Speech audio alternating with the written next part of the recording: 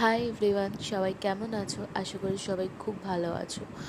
তোমাদের আরও একবার স্বাগত জানাই আমার আরও একটা নতুন ভিডিওতে। তো চলো আজকের এই ভিডিওটা স্টার্ট করা যাক।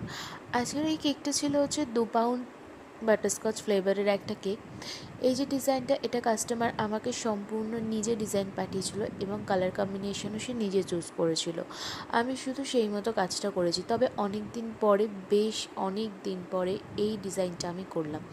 এই ডিজাইনটাকে ঠিক কী বলে না, এই মুহূর্তে সত্যি কথা বলতে আমি ভুলে গেছি, বাট এটার খুব একটা পোশাকের নাম আছে, যেটা কিন্তু বেশ সুন্দর।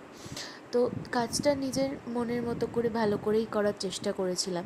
তবে এই ধরনের কাজগুলো অবশ্যই যাদের একটু বেশি হাত সেট হয়ে গেছে তারা অবশ্যই ট্রাই করো, এই ডিজাইনটা বেশ ভালো লাগে।